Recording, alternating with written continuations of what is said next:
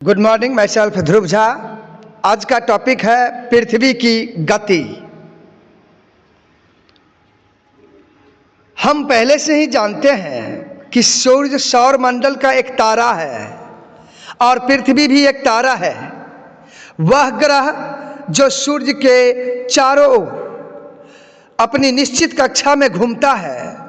सौर मंडल के अन्य सभी ग्रहों की तरह पृथ्वी भी दो प्रकार की गतियां करती है। पहला, यह अपनी धुरी पर घूमता है और यह सूर्य के चारों ओर घूमता है। घूर्णन गति या घूर्णन जो है वो पृथ्वी का अपनी धुरी पर घूमना है।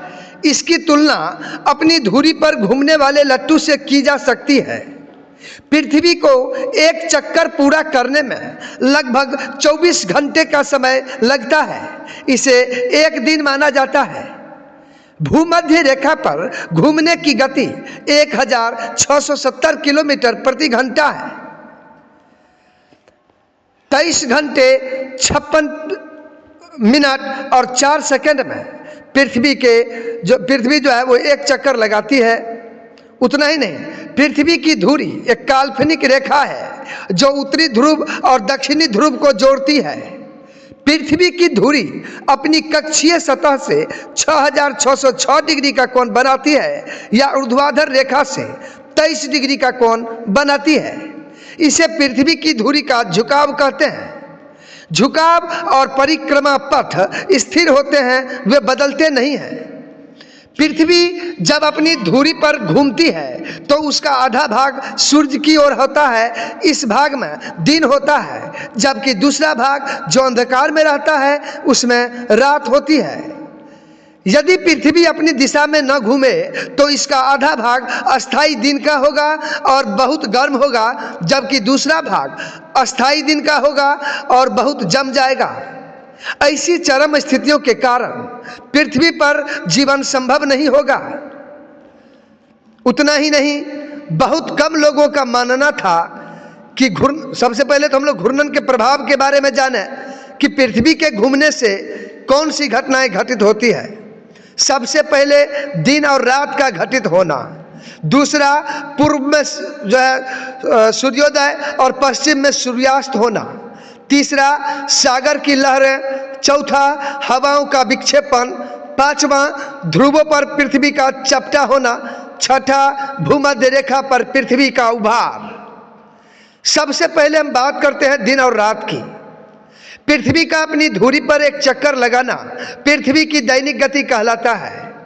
जैसे जैसे पृथ्वी पश्चिम से पूर्व की ओर बढ़ती है, सूर्य के प्रकाश के अंतर्गत आने वाला क्षेत्र धीरे धीरे खिसकता जाता है और अंधेरा आधा भाग सूर्य की ओर मुख करके दिन के उजाले की ओर बढ़ता है।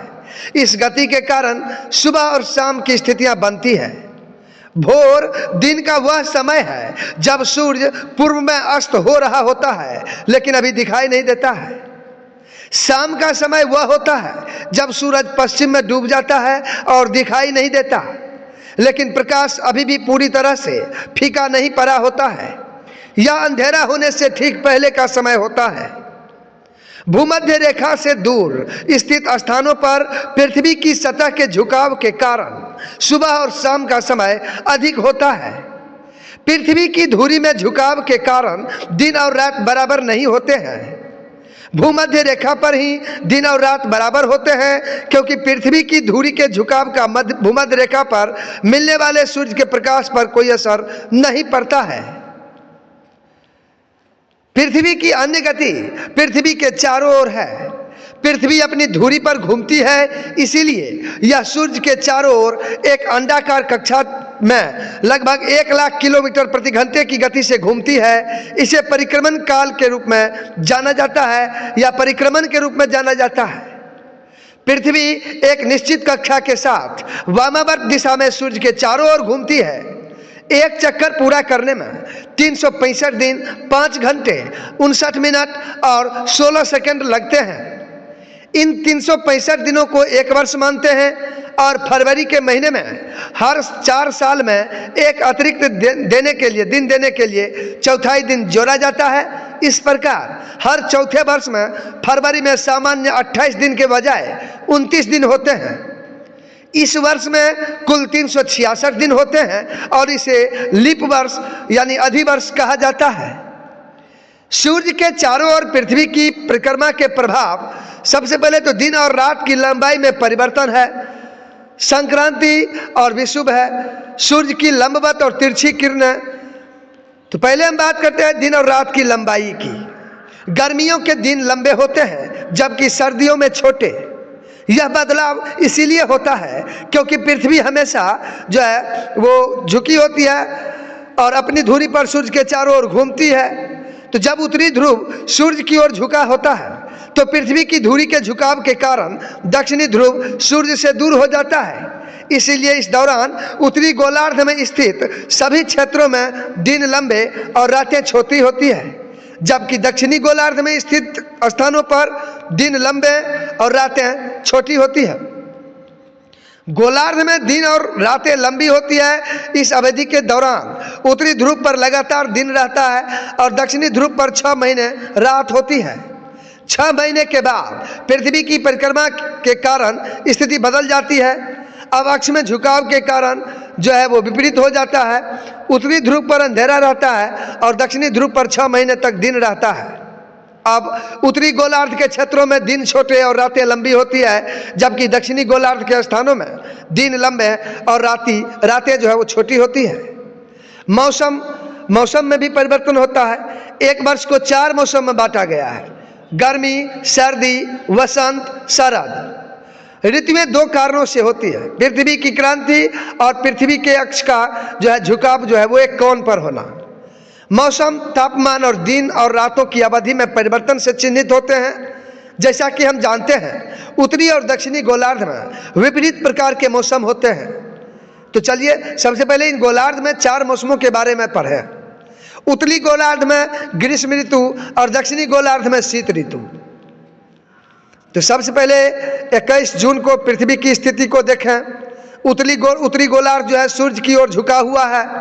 सूर्य की किरणें कर्क रेखा पर लंबवत पड़ती है। सूर्य की किरणें सीधे होती है और दिन की रोशनी की अवधि लंबी होती है। इसीलिए उत्तरी गोलार्ध में गर्मी होती है और इसीलिए 21 जून को जो है उत्तरी गोलार्ध में वर्ष का सबसे लंबा दिन और सबसे छोटी रातें होती है।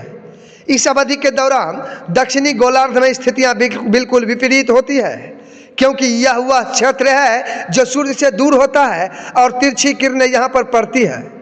यहाँ दिन की रोशनी की अवधि कम होती है, इसीलिए यहाँ सर्दी होती है। उत्तरी गोलार्ध की बात अगर करें तो 22 दिसंबर को उत्तरी गोलार्ध सूर्य से दूर हो जाता है और इस प्रकार इस पर तिरछी किरणें पड़ती है। तो दिन छोटे और रातें लंबी होती है, इसीलिए इस भाग में जो है वो सर्दी होती है। बात रही दूसरी ओर दक्षिणी गोलार्ध में, तो दक्षिणी गोलार्ध सूर्य की ओर झुका हुआ है, तो सूर्य की किरणें जो है मकर रेखा पर लंबवत पड़ती है। और उतना ही नहीं, दक्षिणी गोलार्ध में गर्मी का मौसम, तो इस दिन जो है यहाँ साल का सबसे लंबा दिन और सबसे छोटी रातें होती है। देखिए ऑस्ट्रेलिया में क्रिसमस उत्तरी गोलार्ध के देशों से अलग है, जबकि दुनिया के ज़्यादातर लोग सफ़ेद सर्दियों वाले क्रिसमस का इंतजार करते हैं। ऑस्ट्रेलियाई लोग उत्तरी गोलार्ध में धूप में क्रिसमस मनाते हैं। लोग गर्म रहने के लिए मोटे कोट पहनते हैं, जबकि यहाँ लोग 40 डिग्री सेल्सियस के आसपास के तापमान में आराम से रहने के लिए अपने गर्मियों के कपड़े पहनते हैं। उनके लिए क्रिसमस पर जो है वो लॉग फाइन के इर्द गिर्द इकट्ठा होना नहीं होता, बस स्विमिंग पूल में तैरना होता है। बात रही उत्तरी गोलार्ध में वसंत और दक्षिणी गोलार्ध में शरद ऋतु का, तो 21 मार्च को सूर्य भूमध्य रेखा पर लंबवत चमकता है। इसीलिए पृथ्वी पर सभी स्थानों पर दिन और रात बराबर होते हैं। यह वह समय है जब उत्तरी गोलार्ध में वसंत और दक्षिणी गोलार्ध में शरद ऋतु होती है।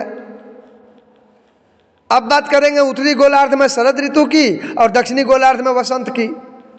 तो 23 सितंबर को जो है वो सूर्य जो है वो सीधे चमकेगा, जिससे भूमध्य रेखा पर होने वाले जो है इस बदलाव के कारण एक बार फिर से पूरी धरती पर दिन और रात बराबर हो जाएंगे।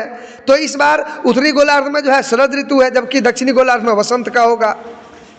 तो मामला संक्रांति और विषुव का। तो संक्रांति वह तिथि है जिस दिन सूर्य किसी उष्ण कटिबंध पर चमकता है। लैटिन में संक्रांति का अर्थ है जब तारे अभी चमक रहे हों।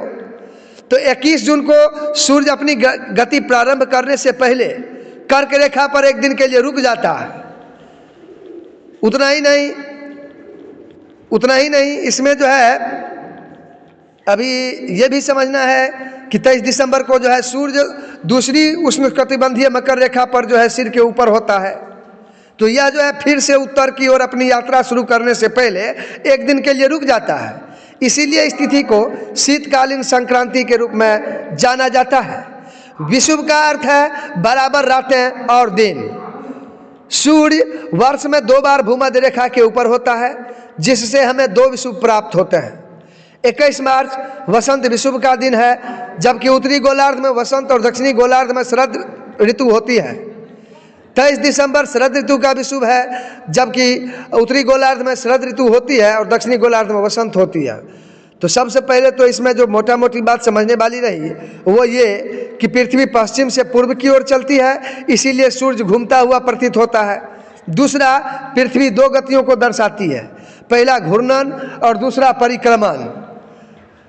तीसरा, घूर्णन जो है पृथ्वी का अपने अक्ष पर घूमना है, जबकि परिक्रमण जो है वो सूर्य के चारों ओर पृथ्वी का जो है परिक्रमा है। बात रही घूर्णन